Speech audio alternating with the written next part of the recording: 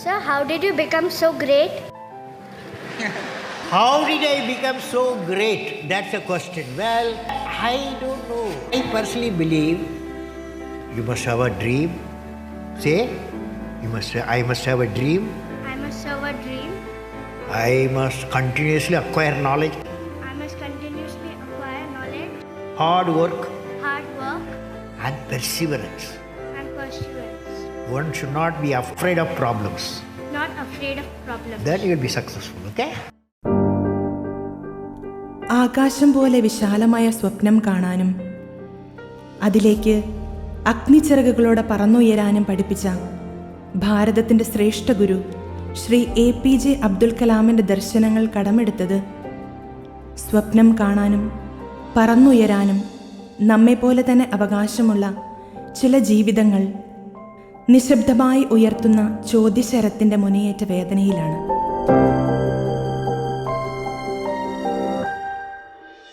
നാം അനുഭവിച്ചിട്ടില്ലാത്ത ജീവിതാനുഭവങ്ങളെല്ലാം നമുക്ക് വെറും കെട്ടുകഥകൾ മാത്രമാണെന്ന് ബെന്യാമിൻ്റെ ആടുജീവിതം പറഞ്ഞു വെച്ചത് മനുഷ്യജീവിതത്തിൻ്റെ പച്ചയായ മുഖമാണെന്നത് സത്യമാണ്.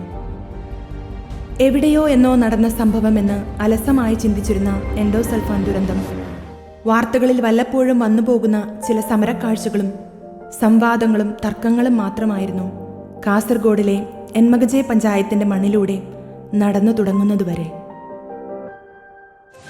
കാസർഗോഡ് ജില്ലയിൽ എൻഡോസൾഫാൻ ദുരിതബാധിതർക്ക് സഹായം വിതരണം ചെയ്യാൻ പോർട്ടൽ ഒരുങ്ങുന്നു.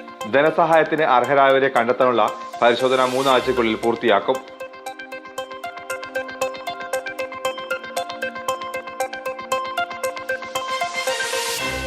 കേരളത്തിൻ്റെ വടക്കേ അറ്റത്ത് സ്ഥിതി ചെയ്യുന്ന കർണാടകത്തിൻ്റെ മണമുള്ള തുളു, കന്നഡ, ഉറുദു, കൊങ്കിണി, മറാത്തി, ബ്യാരി, മലയാളം എന്നീ സപ്തഭാഷാ സംഗമ ഭൂമിയാണ് കാസർഗോഡ്. സാംസ്കാരിക ജൈവ വൈവിധ്യങ്ങളുടെ കലവറയെന്ന് വിശേഷിപ്പിക്കപ്പെട്ടിരുന്ന ഈ നാട് പക്ഷേ വിഷം വിതച്ച് വിനാശം കൊയ്ത ചരിത്രത്തിൻ്റെ പേരിലാണ് ഇന്നറിയപ്പെടുന്നത്.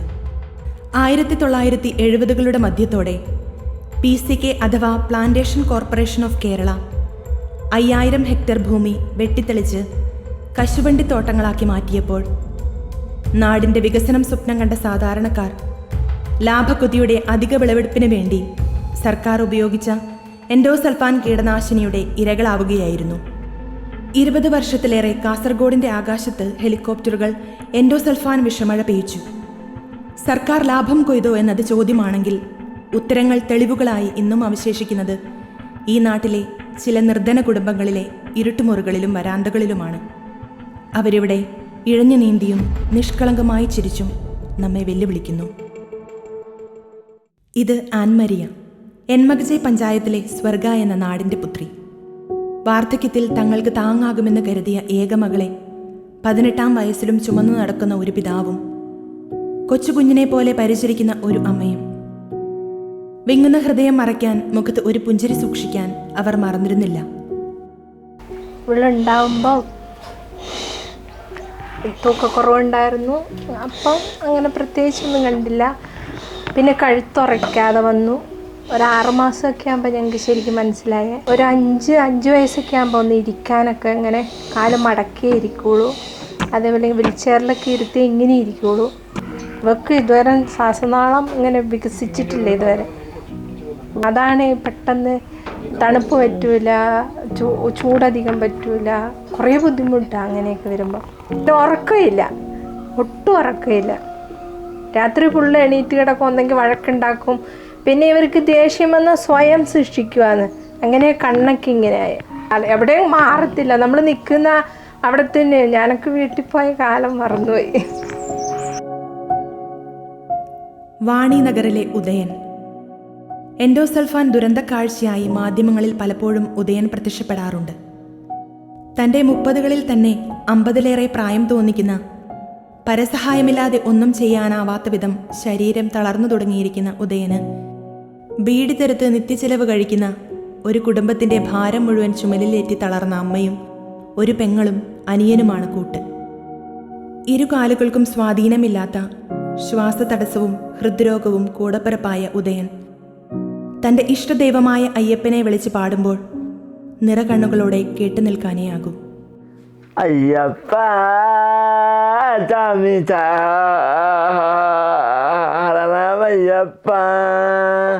ചാമി അയ്യപ്പ ചാമി അയ്യപ്പ ചരണമയ്യപ്പ ചാമി ചരണമയ്യപ്പ ചാമി ചരണമയ്യപ്പ. എന്മകജയിലെ ചില ജീവിതങ്ങളെ അനുസ്മരിപ്പിച്ചുകൊണ്ട് കുണ്ടും കുഴിയും നിറഞ്ഞ പൊട്ടിപ്പൊളിഞ്ഞ ഈ വഴി ചെന്നെത്തുന്നത് അനുശ്രീ എന്ന കൊച്ചു പെൺകുട്ടിയുടെ കൊച്ചു വീട്ടിലേക്കാണ്. ജനിച്ച് 2-ാം ദിവസം അപസ്മാരം വന്ന് തളർച്ചയിലേക്ക് തളച്ചിടപ്പെട്ട ഈ കുഞ്ഞിന്റെ മുമ്പിൽ ജീവിതം ഇങ്ങനെ നീണ്ടു നിവർന്ന് കിടക്കുകയാണ്. ഒന്നൊച്ച വെച്ച് തൻ്റെ ആവശ്യങ്ങൾ പോലും അറിയിക്കാനാവാതെ, കൂടപ്പിറപ്പുകൾക്കൊപ്പം ഒന്ന് ഓടിച്ചാടി നടക്കാനാവാതെ, കട്ടിലിൽ കിടന്ന് ജീവിതത്തോട് മല്ലിടുന്ന ഈ കുഞ്ഞിനെ ഓർത്തല്ലാതെ ഈ അമ്മ നെടുവീർപ്പെടുന്നത് മറ്റെന്തിനാണ്? ജനിച്ചിട്ട് 2 ദിവസം ആകുമ്പോൾ പിടിച്ച് പോലെ ഷുഗർ ഡൗൺ ആയിട്ട് പിടിച്ച് പോലെ ആയത്. ഇപ്പോൾ ഇങ്ങനെ ഉണ്ട്. ಇದನ್ನು ನಮಗೆ ಅದು ಹೆಲ್ಪ್ ಮಾಡ್ತಿದ್ರೆ ಗೌರ್ಮೆಂಟ್ ಒಂದು ಒಳ್ಳೆದಿತ್ತು ಅಂತ. ദുരന്തമഴ കശക്കിയെറിഞ്ഞ കുടുംബമാണ് ഹസൻ സഹദിൻ്റേത്. ഇരു കണ്ണുകളും മങ്ങി പതിയെ പതിയെ ഇരുട്ടിലേക്കെത്തിയപ്പോൾ സഹദിൻ്റെ ഉമ്മ സുഹറയുടെ ഏക ആശ്വാസം അല്ലാഹു ആരോഗ്യത്തോടെ നൽകിയ മൂത്ത മകൻ മാത്രമാണ്. വലതുകാലിൻ്റെ പാദം പിരിഞ്ഞ് ഉള്ളംകാൽ മുകളിലേക്കായി ജനിച്ച 2ാമത്തെ കുട്ടി സമദും, പൂർണ്ണമായി തളർന്ന് ബുദ്ധിമാന്ദ്യത്തോടെ ജനിച്ച 3ാമത്തെ കുട്ടി സഹദും, ഒപ്പം അകാലത്തിൽ വേർപിരിഞ്ഞ ഭർത്താവ് അബൂബക്കറും സുഹറയുടെ തീരാവേദനയാണ്. ചിലപ്പോൾ അങ്ങനെ ഒന്നുമില്ല, സംസാരിക്കുന്നു, അല്ല ചിരിക്കുന്നില്ല, കളിക്കുന്നില്ല, മേലെല്ലാം ഇങ്ങനെ ചൊളിയെല്ലാം പോയിട്ട് ഒരു ചുവപ്പ് കളറായിട്ടുണ്ടാവും. പിന്നെ ചെരിഞ്ഞിട്ട് ഇങ്ങനെ കിടക്കുന്നുണ്ടാവും. പിന്നെ ഒരു 10 ദിവസം കഴിയുമ്പോൾ കണ്ണൊന്നും നിൽക്കാതെയായി, തലയിൽ മുടി വരാതെയായി. അങ്ങനെല്ലാം ആയിട്ടാകുമ്പോൾ ഹോസ്പിറ്റലിലെല്ലാം കൊണ്ടുപോയിട്ടാകുമ്പോൾ അങ്ങനെ പിടിച്ച് വന്നിട്ട് ഇങ്ങനെ ആയതെന്ന് ഡോക്ടർ പറഞ്ഞു. സാഹചര്യം നോക്കാൻ അങ്ങനെ ബുദ്ധിമുട്ടാണ്. സാരി മൂത്തിരിച്ചങ്ങനെ കാണുന്നേലും വേറെ ആൾ പറഞ്ഞിട്ടാണോ. വാണി നഗറിലെ കുത്താജയിലെ ദേവപ്പ നായിക്കിൻ്റെയും സരോജത്തിൻ്റെയും 2ാമത്തെ മകൻ നാരായണൻ. ദുരന്തമുഖത്തെ മറ്റു കുട്ടികളെപ്പോലെ തന്നെ ജനിച്ച് കുറച്ചുനാൾ കഴിഞ്ഞ് നടക്കാൻ സാധിക്കാതെ വന്ന നാരായണൻ ചികിത്സയുടെയും മരുന്നിൻ്റെയും ബലത്തിൽ സ്വന്തം കാര്യം ചെയ്യാൻ പ്രാപ്തനായി എന്ന ആശ്വാസത്തിലാണ് ഈ കുടുംബം. ഞങ്ങൾ 5 മക്കളാണ്. അപ്പോൾ 2ാമത്തെ മകനാണ് നാരായണ. അവന് ജനിക്കുമ്പോൾ നോർമലായിട്ടുണ്ടായിരുന്നു. നോർമൽ ഡെലിവറി ആയി. അത് കഴിഞ്ഞിട്ട് ഒരു 40 ദിവസം കഴിഞ്ഞ ശേഷമാണ് അവർക്ക് കുറേ തടി വന്നു. അതിനുശേഷം അവനെ എടുത്തുകൊണ്ട് പോകാൻ പറ്റാത്ത അവസ്ഥയിലായിരുന്നു. അപ്പോൾ കുറേ ഹോസ്പിറ്റലിൽ കൊണ്ടുപോയി അച്ഛനമ്മയും. പിന്നെ അച്ഛന് കൂലിപ്പനി ആയതുകൊണ്ട് കുറേ ചികിത്സ ചെയ്യാൻ ആയില്ല. പിന്നെ കങ്കില പറയുന്ന ഒരു ഡോക്ടറുണ്ട്, അവിടെ കൊണ്ടുപോയി പോയിട്ട് കാണിച്ചുമ്പോൾ അവർ പറഞ്ഞു ഇവന് ഇരുന്നുകൊണ്ട് മാത്രമേ ഉണ്ടാവും, നടക്കാൻ പറ്റാത്ത അവസ്ഥയായിട്ടുണ്ടാവും എന്ന്. ഇവിടെ ഒരു അടുത്ത് മോഹൻകുമാർ പറയുന്ന ഒരു ഡോക്ടറുണ്ട്. അവർ നമ്മുടെ ഈ എൻഡോസൾഫാനിൻ്റെ ഭാഗമായിട്ട് എല്ലാ വീട്ടിലേക്ക് വന്നു. അപ്പോൾ അവർ പറഞ്ഞു ഞാനൊന്ന് മറന്നു തരട്ടെ, അതിൽ എന്താണെന്ന് നോക്കാമെന്ന്. അപ്പോൾ കുറേ സമയം കഴിഞ്ഞ ശേഷം അവൻ ഇപ്പോൾ നടക്കുന്നുണ്ട്. വേദനകളുടെ നടുക്കളത്തിലിരുന്ന് മനസ്സു നിറയ്ക്കുന്ന ചിരി കൊണ്ട് നാരായണൻ ഹൃദയത്തിലേക്കാണ് കയറിക്കൂടിയതെന്ന് തോന്നിപ്പോകുന്നു. ഊരിന് ഉയിരു നൽകുന്ന ജടാധാരി എന്ന ദൈവത്തിൻ്റെ കോപമാണ് തങ്ങൾ അനുഭവിക്കുന്നതെന്ന് ഒരു കാലത്ത് ഈ നാട്ടുകാർ കരുതി പോന്നിരുന്നു. മനുഷ്യന്റെ സ്വാർത്ഥതയ്ക്ക് ഈശ്വരൻ പ്രതിയാകുന്നത് ഇതാദ്യമല്ലല്ലോ.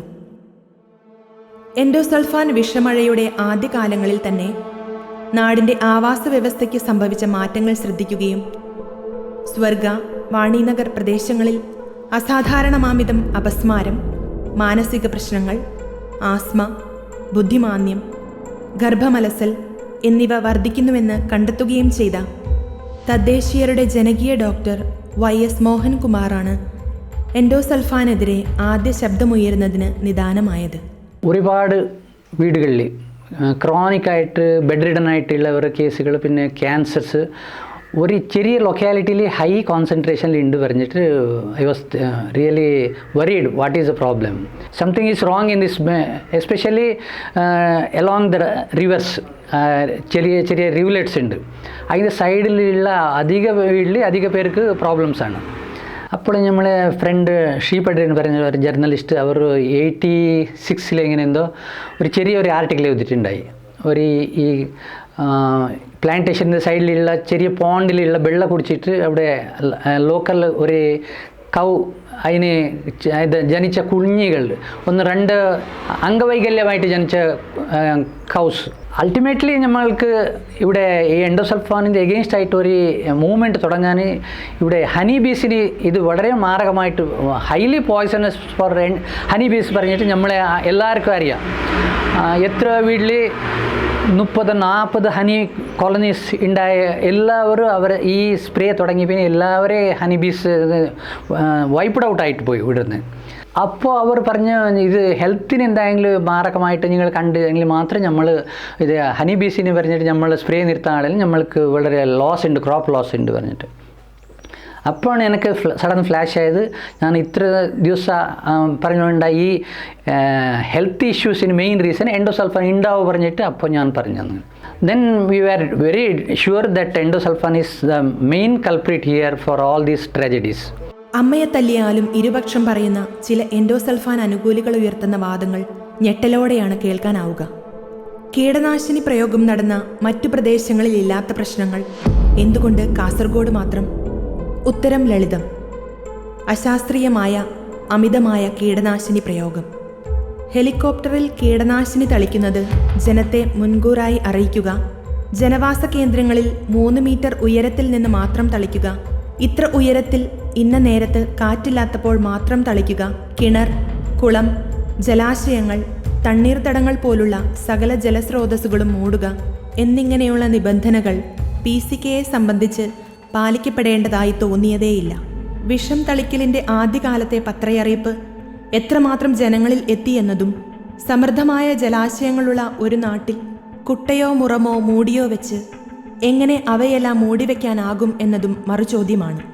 2001 centre for science and environment നൽകിയ പഠന റിപ്പോർട്ടിൽ പെദ്രെ ഗ്രാമത്തിലെ വെള്ളത്തിലും മണ്ണിലും രക്തത്തിലും എന്തിനേറെ അമ്മമാരുടെ മുലപ്പാലിൽ പോലും വർദ്ധിച്ച തോതിൽ എൻഡോസൾഫാൻ അവശിഷ്ടം ഉള്ളതായി പറയുന്നു. അതേ വർഷം തന്നെ national institute of occupational health പഠനം നടത്തി അനിവാര്യമായ വെളിപ്പെടുത്തൽ നടത്തി. ജീനിലെ ന്യൂക്ലിക് ആസിഡുകളെ സ്പ്ലിറ്റ് ചെയ്ത് തലമുറകളിലൂടെ കൈമാറ്റപ്പെടുന്ന ജനിതക വൈകല്യമുണ്ടാക്കുന്ന എന്തോ ഒന്ന് ഈ പ്രദേശങ്ങളിൽ വ്യാപകമായി ഉപയോഗിക്കപ്പെട്ടിട്ടുണ്ട്. സംശയാതീതമായി അത് ഈസ്ട്രോജനിക് ഇഫക്റ്റുള്ള എൻഡോസൾഫാനാണ്. ഇതൊന്നും ശാസ്ത്രീയ വാദങ്ങൾക്ക് ഉത്തരമാകുന്നില്ലെങ്കിൽ അതിനർത്ഥം എന്താണ്? For 25 years they have sprayed. Every year minimum 3 times they used to spray. That is also from high in the sky. അപ്പോൾ ഉണ്ടായ പോലത്തെ ആ ക്രോണിക്കായിട്ട് ബെഡ് റിഡൻ ആയിട്ടുള്ള മോസ്റ്റ് യങ്സ്റ്റേഴ്സ് ആൾ ഡൈഡ്. അംഗവൈകല്യമായിട്ട് ജനിക്കുന്ന കുട്ടികളെ ഇൻസിഡൻസ് വളരെ കുറഞ്ഞിന്. What I feel is awareness about pesticides has gave a lot of this one for our health sector.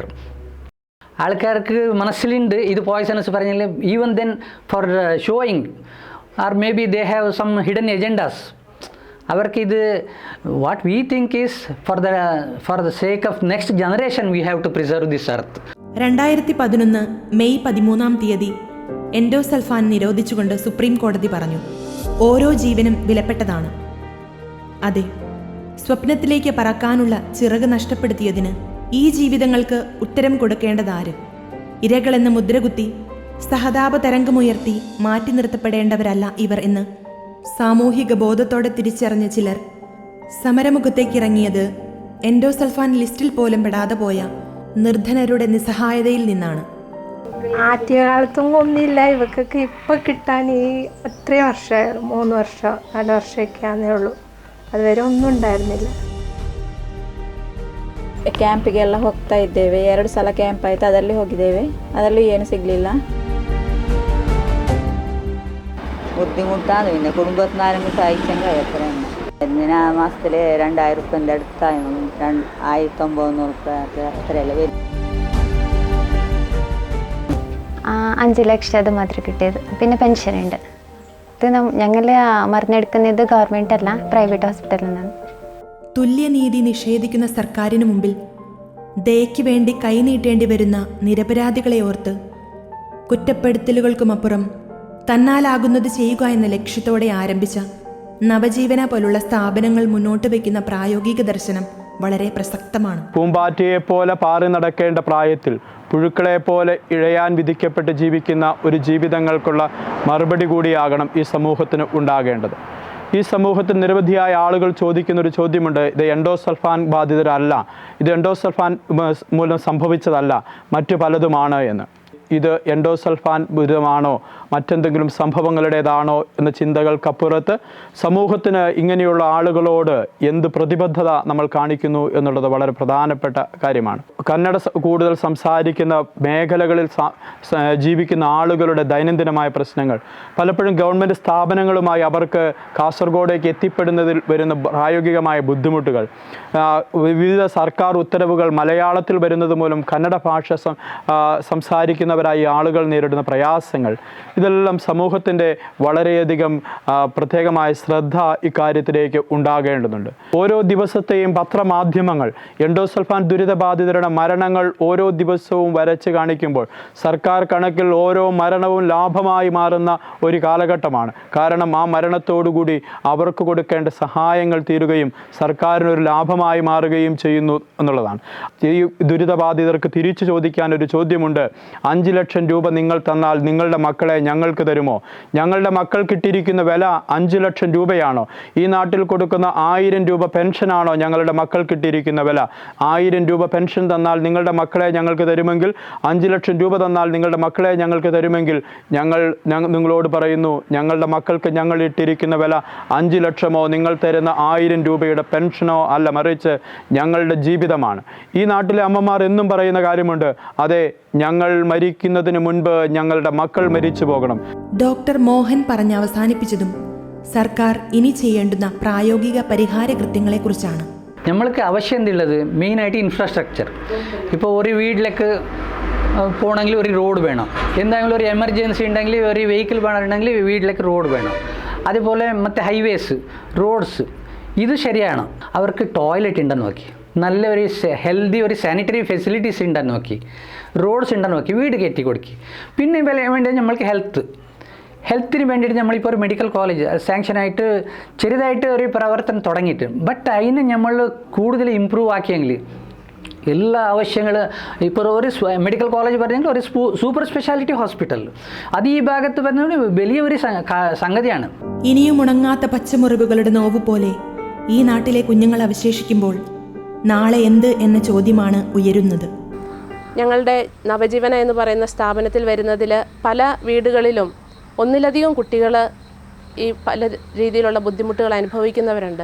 Home care പ്രോഗ്രാമിൽ ഈ കുഞ്ഞുങ്ങളുടെ വീടുകൾ സന്ദർശിക്കാറുണ്ട്.